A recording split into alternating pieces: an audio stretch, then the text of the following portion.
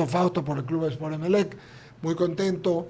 Y la ley tributaria, todo el mundo está hablando de esa ley, el presidente habló mucho de esa ley viene desde diciembre de 2020, se aprobó en el 20 y después en el 21 se armó relajo, la gente reclamó, le subieron sus impuestos, el tema del impuesto a la renta, bueno, tuvo 10.000 bemoles. El presidente hace unos 2 meses, dijo 1 mes y medio quizás, que la enviaba para que la asamblea de carácter de urgente la tratara y la pasara. Yo no creo que iba a haber un asambleísta que se iba a negar, creo, pero como los asambleístas son al revésado, por eso tienen el 96% de rechazo, vino la muerte cruzada, se fueron a su casa y ahora está en la Corte Constitucional y la Corte le está dando vuelta a algo que debería haber ya aprobado hace rato, por hacerse los interesantes o no sé qué más. Tu opinión, Fausto Ortiz. Buenos días. Sé que no eres abogado, pero tu opinión, eres un hombre que sabes mucho. Sí, gracias, Eduardo. Gracias por la invitación. Saludos cordiales aquí en la mesa de diálogo y la gente que escucha el programa. El tema de urgencias, ¿no? Si hubiera que pensar qué cosas urgentes en la economía en este momento, es aumentar impuestos, recaudar más. Eso es urgente. ¿Y por qué es urgente recaudar más? Porque los impuestos que están hasta el mes de mayo, o inclusive los impuestos anuales en los últimos tiempos, no alcanzan a cubrir los gastos corrientes, que es una norma constitucional, que tus ingresos permanentes cubran tus gastos permanentes. Hoy día si uno saca la cuenta y dice cuántos son los impuestos hasta el mes de mayo, por ahí andan 6.000 millones de dólares, un número redondo. Pero cuando sumas tú el resto de gastos, ¿no? La nómina arriba de 3.000, las transferencias por la seguridad social, las transferencias por el pago de intereses de deuda y la plata que se le pasa a los municipios. Entonces, eso de ahí ya supera los impuestos. Entonces, hoy día estás con un desbalance importante y el gobierno debería estar pensando en más bien cómo recorta el gasto corriente, cómo incrementa o mejora la recaudación, en lugar de estar pensando políticamente ver cómo lo disminuye. Y es cierto que fue un golpe durísimo para la gente que ganaba $2.000 para arriba, porque les clavó un impuesto que no estaban pagando antes, y no es tanto el porcentaje, sino el impacto, ¿no? Porque si alguien pagaba de pronto $20, después te dijeron, no, este año vas a pagar 1.000, entonces eso se te descuadró, fue muy duro. Aparte del error de haber eliminado las deducciones, ¿no? Que eso también, ahora tú vas a cualquier tienda y tienen la mala costumbre de preguntarte, ¿quiere factura o no quiere? ¿A su nombre o no? Entonces la gente dice, como no tengo que utilizarla, claro, ahí se queda esa cuestión. Se terminó la cultura tributaria. Y quién sabe si esa tienda dice, como no me están pidiendo factura, quién sabe si les está declarando también, ¿no? Entonces hay esos errores que hay que corregirlos, ¿no? Pero en todo caso la Corte Constitucional tiene en sus manos esa papa caliente de determinar si es que no quiere meterse a pelearse, si es que es urgente o no, entonces debería aprobarla y quizás cuestionar si que hubiera algo que esté reñido con la parte constitucional que le corresponde a ellos, ¿no? Pero es el segundo economista y tú eres de los positivos, que le escucho que está mal que bajen impuestos, sino que más bien deben dejarlos. Y la gente, en cambio, está feliz con eso. Sí, todos estuvieron felices que no nos cobren impuestos, pero ¿cómo haces para que este año, que no vamos a llegar a la meta presupuestada de $16.000 millones, que es la meta planteada, que este año nos vamos a quedar quizás 500 o 700 millones por debajo de la meta, ¿verdad? Todos quisiéramos que no nos cobren impuestos, y sobre todo, mayormente las empresas, que es un grupo reducido de empresas, o las personas, que también es un grupo reducido de personas, que son los que pagan impuestos y que son los que soportan ese gasto corriente. Pero si que tú haces la gestión de bajar impuestos y se cae, que este año le habrá representado quizás unos, 400, 500, 600 millones de dólares de recaudación ese impuesto a la renta. Entonces, ¿cómo haces tú para poder compensar? Te va a tocar volver a caerle encima a los que están pagando. El gobierno dice, mira, que el cambio que estamos haciendo nos va a costar $200 millones. Entonces, aparentemente son 200 millones los que están ahorrando y liberando. Pero esos 200 millones los compensan con los impuestos para las apuestas y otro tipo de gastos, ¿no? Y otros impuestos más. Pero igual, si compensas, quiere decir que igual te quedas bajo. Y para el otro año vas a tener en la parte tributaria al menos 2 problemas. Uno, que la salida de divisas, que hoy día está en 3.75, esa salida de divisas en enero primero del otro año baja a 2%. Ya, en enero del próximo año. Entonces ahí tienes una merma importante. Antes se recaudaban 1.000 millones, ahora se van a recaudar 400. Y lo otro que tienes ahí es que ya no vas a tener el empuje de los impuestos patrimoniales por la pandemia, que el año pasado te dieron 600 millones y este año otros 400. Entonces, cuando tú le quitas esos dos elementos, te vas a quedar bajo. Entonces, 2 puntos de PIB más o menos. Claro, entonces... Y si pierdes en los Estados Unidos, 3 puntos de PIB. Claro, entonces ¿qué viene? Si pierdes impuestos, ¿verdad? Tienes que volver a salir a cobrar. ¿Y quién va? Sobre los mismos que siempre han tenido sobre sus hombros el tema tributario. Esa es la parte que hay que tratar de ver cómo acomodarla.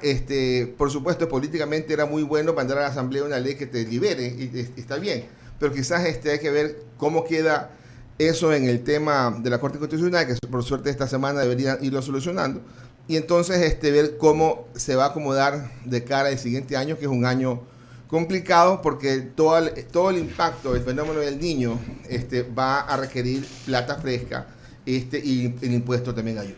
¿Cuánto crees tú que pueda costar así a ojo de buen cubero el fenómeno del Niño? Ojalá nada, eso sería el deseo, digamos, ¿no? Pero en las cifras, ya viste los Esmeraldas, en ¿no? las cifras históricas hablan de que el pasado costó 2, 3, 4% del Producto Interno Bruto. Estamos hablando de arriba de 3.000 millones. 3.000, 4.000 millones de dólares en lo que se puede hacer reconstrucción. Ramiro Cepeda, siga con Fausto Ortiz. Eduardo te la tocó de chanfles, pero yo te la quiero tocar de frente. El tema de los Estados Unidos es algo que me preocupa a mí. Sobre todo si uno de los actores que está en la próxima contienda electoral es el señor Yacu Pérez y tiene, ya sabemos, un electorado bastante importante y su movimiento es ecologista totalmente. Esto va a dejar cojo el presupuesto. Y si estamos pensando en bajar impuestos, se están bajando impuestos, hay impuestos que ya no están recaudando lo que debían recaudar. ¿De dónde vamos a sacar la plata? Porque tampoco es que el aparato productivo está de tan buena salud como para soportar otro peso tributario. ¿Endeudamiento nuevamente? Sí, Ramiro, gracias. Mira, el asunto es bien complejo porque cuando se junta la pregunta de los Estados Unidos con la elección, ¿verdad? Y si uno dice, probemos y hagamos una encuesta a ver cómo está la gente a nivel electoral con el concepto de la pregunta si que quieren dejar el petróleo en tierra o no. Y supongamos por un momento que eso tiene mayoría de aceptación, supongamos que fuera 55% de aceptación. Entonces, políticamente es complicado ir y decir estoy en desacuerdo con aquello porque te va a pegar con lo que la mayoría se está sintonizada. Entonces, seguramente no va a haber muchas voces que digan es importante dejar la iniciativa para otro momento y ahora sigamos explotando esa producción petrolera. ¿Cuánto es? Son 55,000 barriles al día, lo que hoy día representa una zona del ITP. ¿Y promedio $50 el barril? Sí, 1.200 millones de dólares supuestamente es el ingreso que perdería el fisco, pero ahí eso es de exportación. Hay que chequear al final del día el neto, ¿verdad? Porque una parte de aquello también tiene sus costos de producción y cuánto es el neto que le aporta al Estado. Si estamos hablando hoy día que producción en números redondos, aunque no estamos ahí, pero que son 500,000 barriles diarios, estamos hoy día hablando de que es el 10% lo que estaría en juego, lo que estaría en producción. Entonces, al año se suponía que íbamos a tener 3.000 millones de dólares de petróleo. Para este año ya no los vamos a tener, porque hasta el mes de mayo el ingreso petrolero que va al presupuesto del Estado está en menos de 750 millones de dólares. Me has enredado con cifras. En resumen, ¿cuánto es la merma? La merma para el presupuesto del Estado podría ser fácilmente unos 500 millones de dólares. O sea, un hueco por llenar.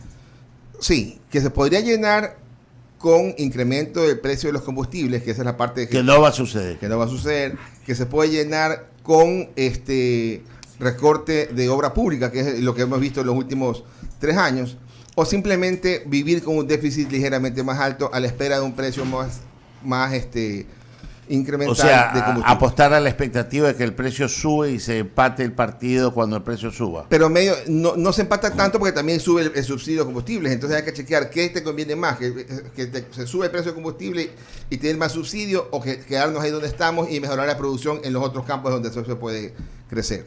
O cambiar el modelo de exportaciones del país. Pero la pública no tiene opciones.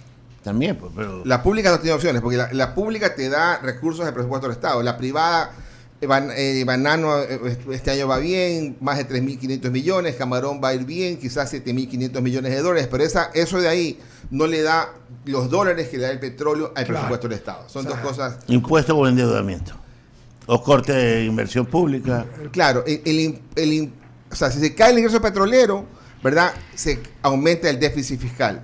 Y eso lo puedes financiar con deuda, pero estás tú en un momento también en que la deuda está carísima, ¿verdad? Y entonces la alternativa es ver cómo pones a producir el resto del país y no solamente pensando en... Pregunto, no tengo idea. ¿El riesgo país ha bajado con esta decisión del presidente del viernes de no postular? No, ha subido. No, 128 puntos, ¿no? El riesgo está ahí bordeando, o sea, ya volvió a tocar 1.900 puntos, ¿no? Pero eso es... O sea, ya desde 1.800 para arriba no importa, ¿no? O sea, porque se vuelve impagable cualquier cosa. Volvió a subir, Ramiro, yo también me... No, lo que te digo es que ya no importa porque nadie va a prestar dinero a esos valores.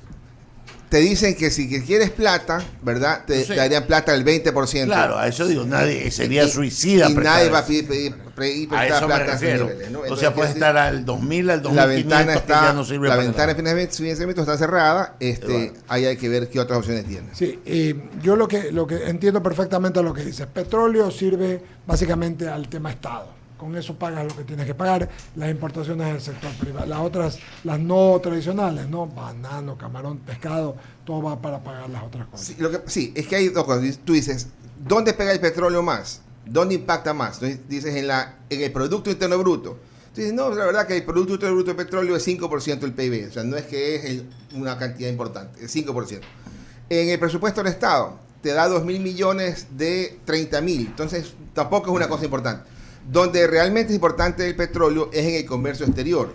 Entonces, esos 1.000 millones de dólares menos que podría generar el tema por no explotarlo actualmente de Yasuní, sí te pegan en el comercio exterior, en el financiamiento de la importación privada. Ahí sí hay una vinculación y ahí está la parte difícil. Financiamiento para el presupuesto del Estado lo puedes compensar, pero dólares para importar, ahí está el tema complicado. Una elección, Fausto Ortiz, una elección como la que tú ves nacional, siempre te genera inestabilidad. Todos los agentes económicos se detienen, todo se para, y más aún con un fenómeno del niño. La verdad que es complicado. Sí, la gran ventaja es que es un tiempo corto, ¿verdad? Y al final del tiempo corto podríamos tener una gran ventaja. Puede ser que mañana nos sorprendan los resultados electorales y lo que todo el mundo cree que va a pasar, que es el retorno del correísmo desde ahora mismo, quizás eso se pueda postergar y eso sería una situación completamente distinta que cambiaría drásticamente el tema del riesgo país. Si de aquí hasta el día de la elección vemos el riesgo país empieza a declinar,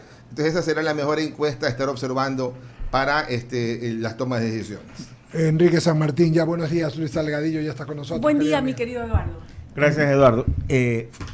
Mira, Fausto, a mí lo que me ha preocupado es este tema del fenómeno del niño. Yo sé que se está pronosticando. A mí lo que me preocupa en realidad es cómo vamos a quedar económicamente, Fausto, porque si bien es cierto el petróleo con el tema de Estados Unidos, eso también es una especie de suerte, de incertidumbre, porque no sabemos qué va a pasar, si ese es nuestro principal rubro de ingresos y si finalmente dicen que no siguen explotando, no sé.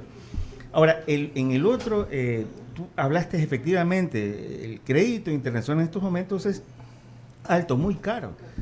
¿Y cómo afrontamos, para mí, esta tormenta perfecta? Violencia más un fenómeno climático encima. Sí, Bolo, gracias por la pregunta. El asunto acá es terrible lo que pasa en Esmeralda, ¿verdad? Es una crisis espantosa a nivel humano. Hay más de 600 personas que han sido rescatadas para poder tratar de salvar sus vidas, sus pertenencias. No creo que puedan hacer mucho, pero el gobierno tiene que enfrentarlo. Afortunadamente, y entre comillas, afortunadamente, el gobierno cuenta con líneas de acceso para este tipo, líneas de financiamiento para este tipo de desastres, ¿verdad? Yeah. Se pueden activar las líneas con el Banco Mundial, las líneas con el BID, las líneas con la... Para este tipo de situación es muy rápido activarlas, ¿no? Yeah. Eso estaba ahí para poder trabajar. Quizás no en los tamaños, claro, que se necesita, pero al menos hoy día el gobierno debería ir tratando de dimensionar adecuadamente cuáles son las líneas de contingencia que puede tener con los multilaterales, que será plata a mediano plazo, plata a tasas de interés bajas para poder solucionar las urgencias que tienen en la parte de infraestructura sobre todo. Y entonces, de eso se trata. El gobierno tiene que darse cuenta que al frente hay un problema y tendrá que ir conversando con los organismos para que den plata hoy día y que le den plata para lo que viene también, porque para eso está un gobierno que supuestamente mira que el país no se acaba ahora después del cambio de gobierno, ¿no? Rápidamente, Fausto, para que participen mis otros compañeros. Leía que el Wall Street Journal pronostica un aumento del petróleo a nivel mundial a finales del 2023. No sé cuáles sean tus cálculos o los análisis que hayas hecho. Mira, el presupuesto fue hecho con 60, sin embargo, uno más que el presupuesto debería ver cuánto fue el petróleo el año pasado. El año pasado fue un precio de 80, el año pasado le dio algo así como unos 2.500 millones de dólares de ingresos. Y este año el gobierno esperaba más de 3.000 millones de ingresos. Y en los primeros 5 meses del año el petróleo va en 60, o sea, estamos ya unos $5 por debajo del presupuesto. Si en el segundo trimestre o el segundo semestre del año sube un poquito, ¿verdad? No vamos a llegar a los 3.000 millones de dólares del año completo. Por eso yo decía hace un rato, para mí estamos por debajo fácil 1.000 millones de dólares menos que la meta del gobierno. O sea, si llegamos a 2.000 millones ya sería ganancia, pero si te llevas en 5 meses 700, uno matemáticamente lo multiplica por 2, sería 1.400, y por ahí pone un par de meses más, estaríamos hablando que con la completa quizás unos 1.800 millones de dólares. Por ahí. Y es bastante bajo, golpeado. Y eso y me trae una gran duda. Si nuestros números hablan de que el déficit fiscal que fue aprobado en 2.800 millones podría llegar a 4.000 millones, ¿cómo así el gobierno, el Ministerio de Finanzas, insiste de que va a ser menor a 2.000 millones de dólares? Entonces, ojalá nos pudieran darle información de qué están viendo ellos, de qué cosas que puedan recortar o ingresos que puedan ir saliendo para que tengamos una diferencia de 2.000 millones entre algunos analistas económicos y el dato oficial del gobierno. Por lo pronto yo creo en el dato del gobierno, pero sí quisiera la explicación de qué están viendo ellos que nosotros no. Correcto. Gracias, compañeros, buenos días. Buenos Fausto, días. Hola, buenos días. Gracias, un gusto saludarlo. Según un informe del Banco Mundial llamado El Potencial de la Integración, Latinoamérica debería crecer al menos el doble de lo previsto para poder reducir los altos niveles de pobreza que azotan a Latinoamérica. Con todo el escenario que estoy escuchando, ha analizado usted en las diferentes aristas de la economía, ¿cree que podemos lograrlo?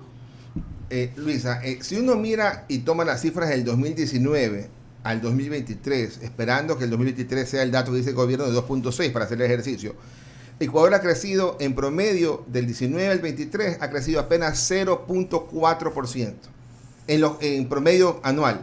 Es decir, no ha crecido ni siquiera a como crece la población.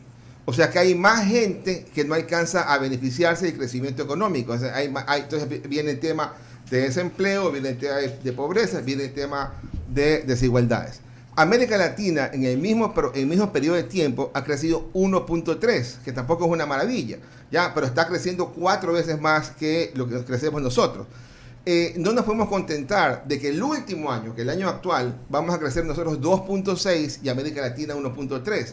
Porque decir que nosotros crecemos el doble este año es olvidarse que ellos en un solo año, el 21, Perú, Colombia, recuperó toda la caída de la pandemia. Nosotros quizás por estos días estemos recuperando el crecimiento económico que se cayó en la pandemia. Por lo tanto, el dato que usted plantea de que Ecuador necesita crecer, América Latina y Ecuador también, mucho más, es complicado porque la expectativa luego de la corrección de la pandemia es que no crezcamos más allá de 1.7, 1.8. El gran problema nuestro es el crecimiento económico.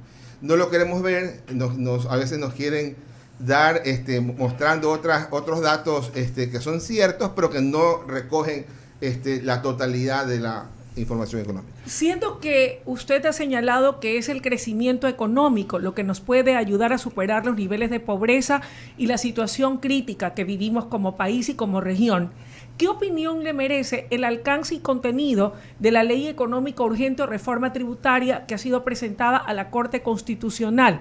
¿Cree usted que, de acuerdo a cómo ha sido concebida, nos permitirá ese ansiado crecimiento económico o no? No, porque le das una ventaja a un grupo y le quitas a otro grupo. En la macro se equilibran, ¿verdad? Entonces no es que le está dando más plata a la economía para que la economía se dinamice, le estás dando un poquito más de plata a un sector que es importante para ese sector, pero también le estás quitando otra plata a otro sector. Por lo tanto, no hay un impacto neto favorable que te digas por ese lado vamos a crecer. Y si uno dice, y el número para este año de crecimiento económico, yo creo que vamos a estar por debajo del 2% frente a la expectativa original del 2.6%. Sí, Jaime Velázquez desde la sala de redacción de 99. Por favor, Jaime, con Fausto Ortiz. Gracias, Eduardo. ¿Qué tal, Fausto? Un placer tenerte por acá y a la distancia te saludo mucho y un abrazo enorme. Sobre todo, felicitaciones por Emelec. Pero bueno, el tema está en que quiero preguntarte un tema que es técnico, básicamente. Muchas veces se habla de el presupuesto del Estado, pero el presupuesto del Estado es una proyección de ingresos y de gastos que se va a dar en un año específico. ¿Cuánto es que se cumplió el presupuesto en el 2022? ¿Y cuánto se proyecta en el 2023? Porque el problema está en que siempre se habla de un desfase, pero nunca se gasta todo lo que se dice que se va a gastar. Sí, hay ciertos gastos que son susceptibles de subejecución más que otros, ¿no? La nómina es casi matemática, ¿no? Son 700 millones mensuales por 13 meses, ahí te sale el valor de la nómina y eso es fácil. Y el atraso en la nómina es muy pequeñito, quizás este mes 20 millones de dólares, quizás el otro mes 5 millones, pero eso no hay cómo salirse. Otro gasto que es difícil de salirse de presupuesto, los intereses de deuda. Entonces los intereses de deuda se pagan puntuales y van matemáticos también. ¿Dónde está la parte donde uno dice la subejecución? Está en la obra pública, está en la plata que se le pasa a los municipios, está en la plata que se le pasa por el 40% a la seguridad social por las jubilaciones. Ahí es donde hay espacio de la subejecución. O, lamentablemente, en ese medio punto de Producto Interno Bruto que hay que darle adicional cada año a salud y educación. Entonces, son 1.000 millones de dólares más que hay que darle a esos sectores importantes de la economía para que cumplan una norma constitucional. Y se lo presupuestas como 1.000 millones de dólares y al final del año no se lo das. Entonces, ahí estás hablando de subejecuciones importantes que si tú me dices a mí, ¿cuántos de los 30.000 millones que es el presupuesto del Estado, entonces cuánto se ejecuta? Yo te diría que al final sería un 90-95% de lo que se ejecute, por ahí quedan unos cuantos dólares pendientes, más los atrasos, que es otra cosa, ¿no? Una cosa es la subejecución y otra cosa son los atrasos. En los 5 primeros meses del año vamos con atrasos de 1.000 millones. Se recibieron facturas y se le pagó todo menos 1.000 millones de dólares. Ojalá también eso pudiera ser mucho más rápidamente atendido. Lo otro, Fausto, es que obviamente con esta ley tributaria que se está tramitando en la Corte Constitucional, se habla de nuevos impuestos para justamente tanto los espectáculos como las casas de apuestas. ¿Cuál es tu consideración al respecto y tu criterio? A ver, no son las mismas personas necesariamente, ¿no? Aquel que gana $2.000 no sabemos si es que es el mismo que está apostándole a Barcelona y pierde, digamos. No sabemos si es que es la misma persona la que está haciendo esa función. Pero en el agregado completo en la economía, se nivela, se equilibra, ¿no? Le quitas 200 millones de dólares a la plata del ingreso por impuestos y se los estás compensando con quizás 150, 180 millones por el tema de las apuestas y otros impuestos más. En el neto no hay una situación que digas tú, vamos a incrementar 1.000 millones de ingresos adicionales para trasladarlos al gasto, que eso empuje la economía. Eso es lo que no existe. Por lo tanto, para mí eso es un impacto neutro que da tranquilidad a las familias que fueron golpeadas, eso sin lugar a duda, que puede mejorar el tema de la cultura tributaria para volver a pedir las facturas, que también es algo positivo.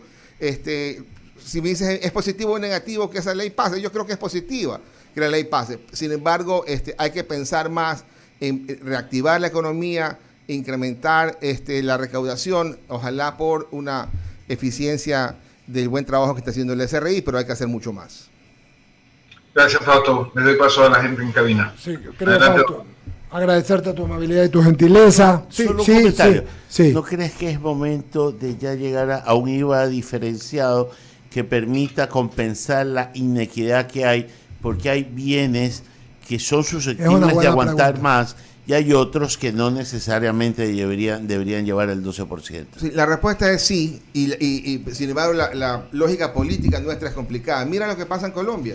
Un presidente de izquierda con un pasado guerrillero está pensando en aumentar los subsidios de combustibles. Piensa eso acá y al final del día te terminas cayendo, digamos, ¿no? Claro. Porque la lógica es distinta, nuestro apetito por la carne humana es más alto que en Colombia, seguramente. Seguramente. Es que te digo, ponerle a un Mercedes-Benz un IVA de un 20%, 25%, no está bien justo, y le bajas al del taxista, ya no le pones el 12%, sino que le clavas el 6%. Pero ahí entonces está, en ese ejemplo tienes consumos especiales que podría ser, Claro, hice. que podría ser que equilibre sin causar... Bueno, tanto. pongámosle a otro, al lavado en seco, por ejemplo. La gente lavado en seco no es precisamente el pueblo, A ¿no? ver, lo que yo creo es que deberías poner es por valores, Ramiro. Lo que tú estás diciendo, tú, a ver, porque tienes... Más es por artículos, un reloj de... No, es que sí hay diferencias. Por ejemplo, Sí, un meche